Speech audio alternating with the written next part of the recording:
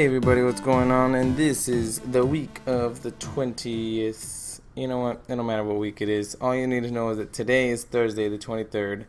And yeah, I haven't recorded anything all week. Oh wait, I also want to apologize. I had last week's podcast. My weird welcome to it was loud in the beginning. I want to apologize for that. So I'm going to try to restrain from getting too close or getting too loud. And if I do get loud, I guess I'll just pull away from the mic so you don't hear me so much.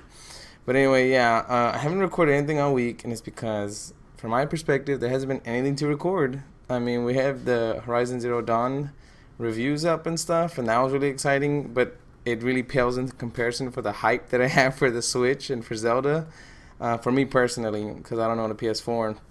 And so, to me, there hasn't really been anything of newsworthy lately until today, the Thursday, the embargo lifted for some impressions, or they're able to show the Switch hardware that all the media outlets got.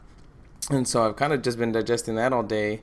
Although you can only digest so much because after a while it's all the same. You kind of get it. You're kind of like, all right, that's enough. I want the system in my hands now. But we also know that tomorrow, Friday, they're gonna also have the embargo lifted for previews for Zelda Breath of the Wild. And from what I've heard from some of the outlets, it's gonna be like a minimum of 15 minutes of footage. But from there, I don't know how far in the game they can go, if it's just going to be more in line with the E3 coverage. I don't think so. I think we're going to get some neat little tidbits. So I'm actually going to record an episode today and an episode tomorrow, and then I'll be posting the video tomorrow later than usual, and I'll go ahead and tweet about that. I don't know why I'm telling you all this stuff. You'll probably have seen the tweet and be like, who gives a shit? Just post it when you post it. Because again, my audience is very small right now. Today I've got some points, and I just wanted to run through them real quick because none of them are like, I think all of them could be tangents, but it's just mostly going around spoilers and leading up to the Zelda and Switch release. And the first point is Zelda spoilers. A lot of people got mad at Game Informer last week or 2 weeks ago. Man, I think it was last week, because they talked about, so Ganon, the antagonist, is called Calamity Ganon in this game. And apparently one of the dungeons, I can't remember. I think his name was Windblight Ganon, and a lot of people blew up at that because they're like, "Oh, you can't be talking about the name of the boss or even the picture of a dungeon boss." And it's one of those things that I don't understand. Because there's a lot you could take from that. Like, okay, if he's Windblight, let's say the four elements: earth, wind, water, and fire, then there's probably each of those elemental Ganon bosses, the dungeon, whatever. It's all speculation. But even if it's not, and it turns out to be factually true, I don't see how seeing a boss blows anything out of proportion in terms of, oh, I've seen the image of the boss, the whole game is spoiled. Or even if that boss dungeon, the look of him is spoiled, they didn't show any gameplay footage of how to actually defeat him. Maybe in some preview coverage that I haven't read in the magazine. But as far as I can see, it really doesn't matter. Because there's still going to be an opening cinematic in the game that's going to introduce the boss in a very cool, creepy way that you're going to be like, holy crap, I can't believe that's what I have to fight. And I don't see how any of these still images, or even if a leaked video comes out, how that's a big deal. Again, it's contextual. I understand spoilers and how they work, and it's all relative and subjective on how they work. Relative in the sense of, if the people you know you don't like spoilers, then yeah, they shouldn't say. But if you're around people who don't know whether you like spoilers or not, then I don't see how it's a problem for you to get something spoiled. And subjective, because of what I'm explaining now, I subjectively don't think it's a big deal. But obviously people on the internet disagree and are up in arms about it. And then another weird point that came up during this past week was the game cases for the Nintendo Switch and how large they are compared to the actual cartridges, and how the size of them in general, and how there's no booklets and they're empty. Even the game cartridge for some reason is on the lower third of the inside. And from what I see, it's basically a waste of plastic. And I think even Kotaku or Polygon mentioned that they're like a waste of space. And volumetrically, they take up like 2% of the entire case. Which brings me personally to the debate of this is exactly why I stopped buying physical. As well as the fact that I just hate popping out a CD or a cartridge every time I want to trade a game. These cases just build up into clutter. And yeah, I guess it's cool to have a shelf full of 100 or 300 video game cases on your wall, but I also don't see how that's helpful for anybody, because I can trade it in or sell it if I need to. It's like if you need to sell something because you don't have enough money, I think you should think about how you're financing yourself. Because if you can't afford a $30 or $60 game, then maybe you should think about what you're actually buying. And that's not just for a physical argument, that's a digital argument. When people have a lot of digital games on their system and they're like, oh, I have a big backlog of catalog. It's like, well, maybe you should manage your time better and actually choose what you know you want to play versus just buying everything that comes out or buying stuff in a large Steam sale or Humble Bundle. Like, it kind of baffles me, the gaming culture and mindset of stuff. And this actually leads into the next topic, which is the hype train. I call it, in my topic, I say, hype train away! Because between Switch and Zelda, the hype train's never been faster. And what I mean by that is that a lot of people from Zelda's perspective are hiding from spoilers or trying to stay away from spoilers as much as possible. And from the Switch, everybody had these like lofty expectations. Even now, I'm pretty sure people are still unsure of the power. I gotta get it in my hands, or we gotta do a teardown of the graphics and stuff. Like, it's in people's hands. We kind of know what it is already, but you know what it is? It's totally that like these unboxing videos have totally been hyping it up, and it's one of those things. Hype is good. Hype is great. It helps make Nintendo a lot of money, and it helps us enjoy what we get. But some of these unboxing videos, and I kind of am like, dudes, come on, like, it's just a piece of plastic. But I think the concept of the unboxing video itself is alien to me. I don't understand it.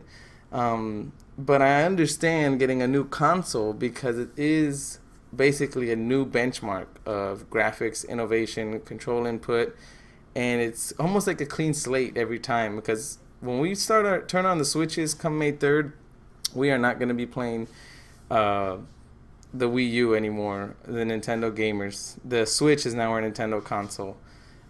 Just like when the Wii U came out, we stopped playing the Wii and the GameCube before it and the 64 before that. Like, each new system is a new benchmark of where we're going next and how we're going to leave the past behind us. And so I understand that when you get a new console, yes, it's cool because it's like the next level of where we want to be as a gaming community. But at the same time, I mean, some people are like, oh, that new console smell, or like, and it's just strange because some people really make a big deal out of it, and it's kind of like, all right. Like, I can tell when the Switch launches, there's going to be a lot of unboxings, and they're all going to be the same. Like, I even want to do an unboxing video with my son, and I have a different angle on it, which isn't that different. It's just that I want to take a little journey with me and my son, unboxing the Switch and playing it and stuff. I mean, you'll see if I decide to do that. I'm looking into getting a tripod.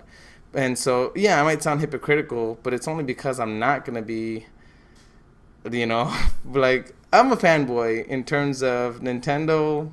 If people said we were going to destroy gaming as you know it, but only one company could survive, I would totally throw my hat in and my money for Nintendo to be that one console that survives over everything else. That's what I mean by being a fanboy. But I myself would not like die or like do anything crazy to like see the next Zelda before it's released, or like, I mean, to me it's all relative. Again, relative and subjective. Those are really big words that I kind of believe in, of how to accept life changes as well as expectations and everything. I mean, it's all relative and it's all subjective. I am a big Nintendo fan. I love their consoles, I love their hardware, but relative to my actual hype of getting the system is not that big of a deal, because when I get it, I'll get it. But until I don't have it, I just don't have it. If that makes sense. Like, I've already waited 9 months plus or a year, ever since NX rumors started. I can wait a week or two. I mean, it's not that big of a deal. It's just the hardware. Even if they canceled my pre-order, I'd be sad because I'm like, I thought I had a pre-order, the sons of bitches. Like, but if they canceled my pre-order and I wasn't going to get it until next month, I mean, I'd probably just be looking over the coverage and kind of finalizing, okay, well, which games am I going to buy on launch? No joke, I would be buying the games through my Nintendo account, so that when I get my Switch, when I log into my Nintendo account on the Switch, I'll automatically have access to all these games that I've bought digitally. That's probably what I would be doing. But yeah, I mean, I don't know. I just find it interesting, this hype stuff, this hype train. And then from today's coverage of all the preview overviews, again, the unboxing and all that stuff kind of goes into it, the hype.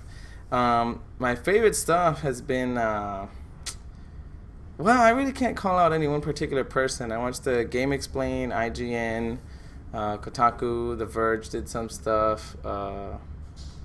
GameSpot did some good stuff, but I liked how GameSpot I think has just shown that when you have the two other Joy-Cons, you can actually make a pair of the same color. Like when you buy the Joy-Con separately, they actually sell the opposite configuration of the core console, so you can have a system with two red Joy-Cons or two blue Joy-Cons, which I think look really neat. I like that Game Explain did a video where they show whether it can fit in your pocket or not, and it fits a lot better than I thought it was. I never wanted to put it in my pocket, but once I saw, I think, Switch Force, which is a smaller YouTube channel, they showed the size of the system in relation to a 3DS XL, and the screen is the size of an XL, and the Joy-Cons are just a little bit bigger. So yeah, I personally have put my XL in my pocket before and walked around like that. It really isn't that big, and so I was like, yeah, I guess you could put that in your pocket. But yeah, as another interesting thread between all these is that the UI is totally incomplete until you get the day one patch. And Nintendo's come on and said what things are going to come with that day one patch. And I originally was going to do top 5 things I wanted from the day one patch, but there's really not much I want from the day one patch, except for what they've already promised, which is access to the eShop and stuff like that. But I want to know if we're going to at least get some launch themes, so we don't just have the black and white. But if not, I'm going to go with black to hopefully see if it saves on battery. And I was hoping, I could have sworn I saw that it supports Bluetooth, the Switch console. And so I was hoping that we'd get Bluetooth speaker or headphone support. And that's just for my personal, I don't actually have a Bluetooth speaker. I'm a Bluetooth headset. I wanted it for my Bluetooth speaker. In case I take it with me and I want a louder than usual sound, I would pair it to my speaker. And then it would be loud, like a PC or laptop or something. But after that, it's kind of like, well, I mean, I don't really have any I don't have any expectations. Because, again, it's all relative. I'm not over here hoping Nintendo is making me a portable Xbox Scorpio or Xbox One. I just want the next Nintendo console. And whatever they give me, again, I'll see what they offer. I'll see what I like about it, what I don't like, and then make a judgment value on it. I think that's the problem I have with the hype and things like that, or speculation, is that a lot of people don't check themselves at the door and are just totally like, oh my god, this is gonna revolutionize gaming. This is gonna be the next the Wii sequel that we've all wanted. Casuals are gonna get into it. It's gonna be fantastic. And I actually believe a lot of that stuff to a different degree than the really hype focused people are. And again, hype is good. Hype is great. I don't want to bash on people who have like immense hype. It just kind of baffles me that people can let themselves get enraptured in all that stuff to a really nth degree level. But anyway, this is my quick update for today. Hopefully Zelda coverage gives us more, and if not, well, I'll still probably do something, because I mean, hot damn, right now I'm looking at the time and this is only like a 13-minute segment. So hopefully I get something so you have more than 10 minutes of podcast. And if not, I guess that's fine too. I mean, there's no rules on how long a podcast has to be. I think I prefer long podcasts, but again, like I mentioned, I'm one person. I don't think people prefer a long podcast from a single voice. But alrighty, guys, I will see y'all tomorrow, and until then, I will see you on the other side. Peace out.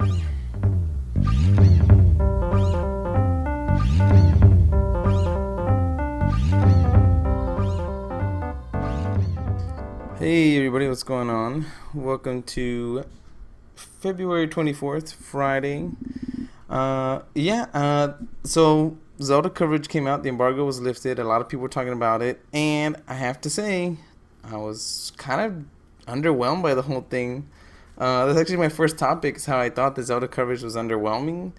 And I mean, basically the point is, it's not anybody's fault, because the embargoes make it tough on the press as well as for the readers. And not even necessarily the embargoes. They only let them talk about the first 5 hours of the game, and obviously they can only show a certain part of the map. And a lot of the impressions, kind of the problem I've been having with coverage for the Switch and Zelda in general, is that it's all kind of samey. Everybody's kind of repeating themselves.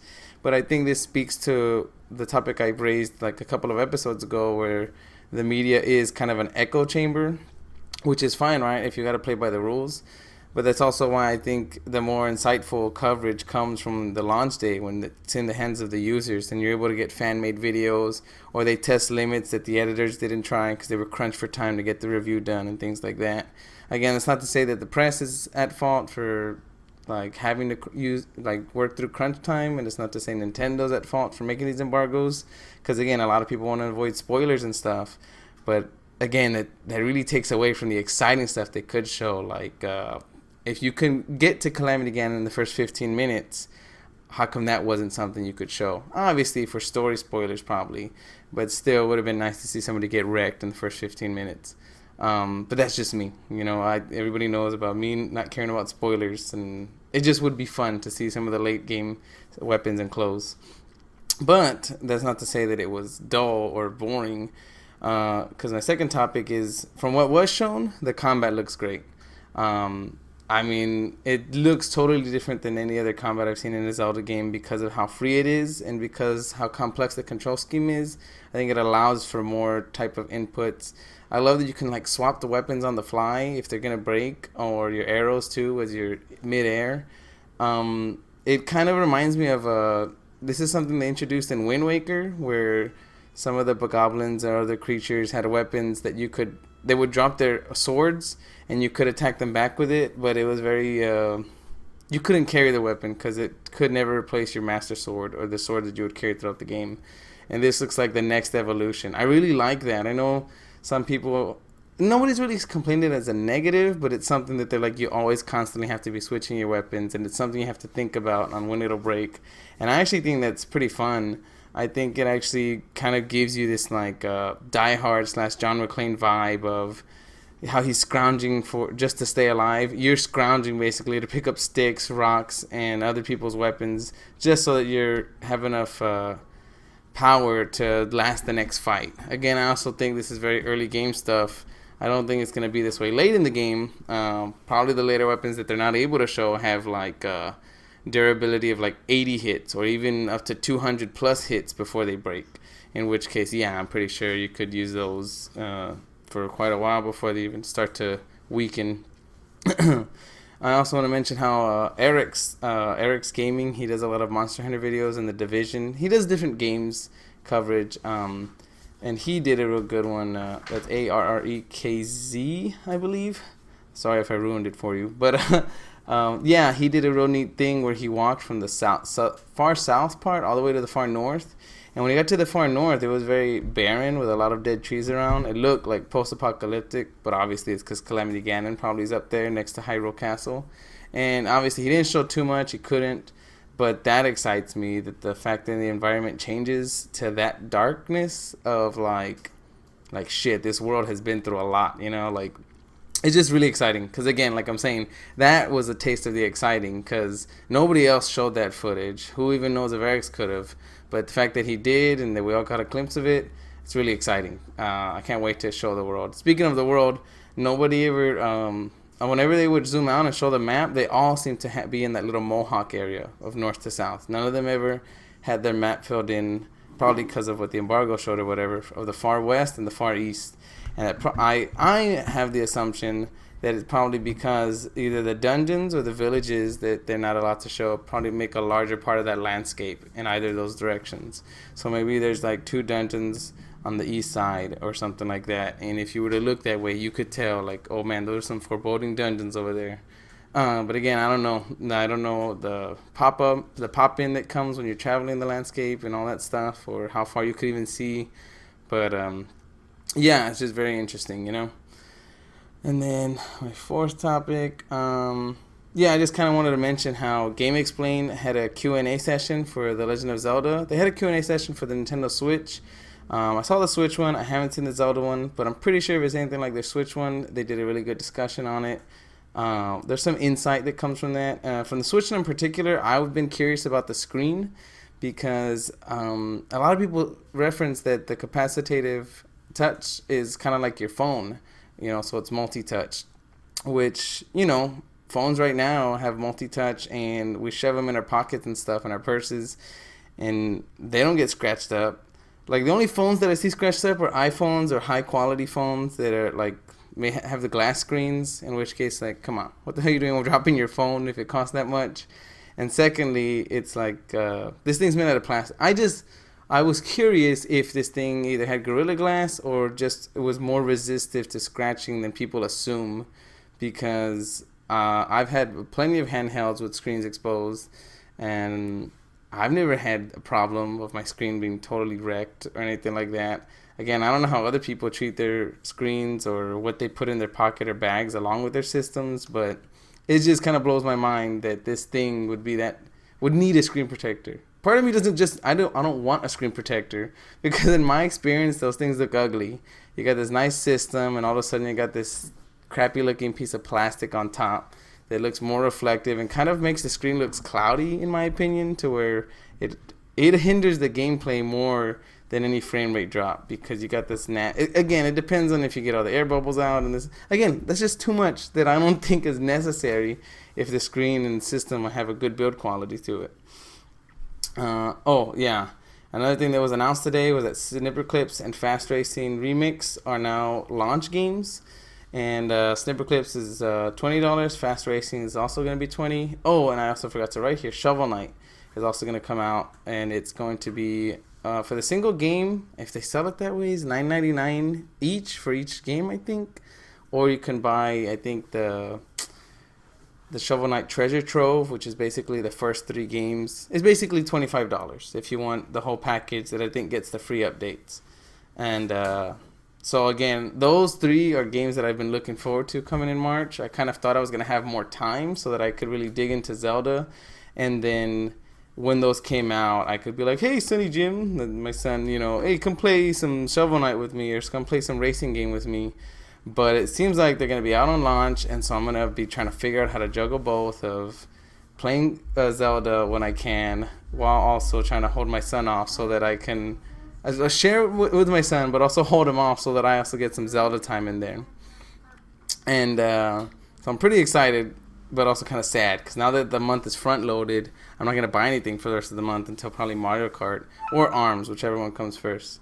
Sorry about that. That was my phone. Let me just silence that guy. All right. I know. Perfect radio. I know. And let me see. I don't know why I wrote this in there. I think because me and my wife were talking about it quite a bit. I had a strange interaction at Target today, and I'm going to tell you the story later. I'm not going to tell you it now, but it's because me and my wife were talking about it, and it kind of made me take a deep dive into some weird philosophy / social, societal type stuff of... Again, I'll tell you that I'm going to have to record the story, and it'll be in next week's podcast. I might get my wife involved. I might not, again, because I really like her insight. I really wish I could record more with her, but she's busy with work and school and other things. But if I'm able to get her, I will. If not, you're just going to hear my side of it, which isn't always the most insightful, because that's why I think conversations are great. Email me or tweet at me, guys, and I will have a conversation with you too. But yeah, so that's going to be next week, but it's also not game related, so look forward or avoid that depending on how much video games you want. That's why it's the introspective gamer. I like to think about more than just games. And then I also wanted to give you guys a heads up, guys and gals, by the way. I want to do a video series. It's not something I've 100% put my feet in yet of like, yes, I'm going to do it, but I'm really entertaining the idea because I really like the idea. I think it's a neat concept, but it's basically going to... The way I'm framing it is a video series chronicling family game time. And it's mostly going to be me and my son. But again, if I can get my wifey to join, I wrote wifey. I don't call her wifey, by the way. It's just something I wrote in the text. I'm looking at her for approval or dismissal in case I sound funny. But yeah, it's mostly going to be my son and I. But if my wife's able to join me, that'll be what's happening.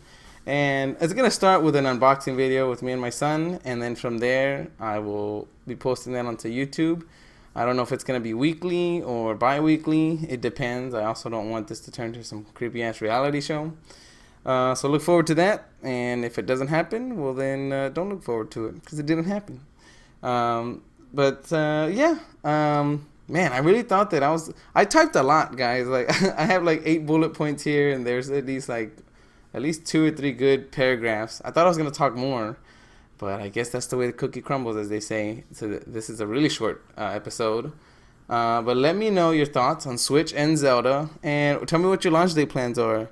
Are you going to get it at midnight, the day of the launch? Or you're going to wait because you forgot to pre-order on time and that shipping ain't cheap? So you're just going to get it next week? I think I might get it next week. Because I pre-ordered from Target and it still says that it's coming between the 6th and the 9th. Which, again, I don't care. I don't mind if I get it the week later. It's just one of those things that it's like, I wish they would email me. It's coming out next Friday. Throw me a bone, man. Like, I just want to know if I can get my anxiety off the charts or if I can just chill for a bit, without worrying about if I'm going to get it or not. But alright, guys, so tweet at Unsaluted and I will hit you back. And I will catch you guys and gals next week. Thank you for listening. Bye. Thank you for listening. If you guys have any comments or questions, you can reach me at Unsaluted on Twitter. And don't forget, you can find these episodes on iTunes, Google Music, SoundCloud, or YouTube. And again, just thank you for listening. I will catch you guys and gals next week. Bye-bye.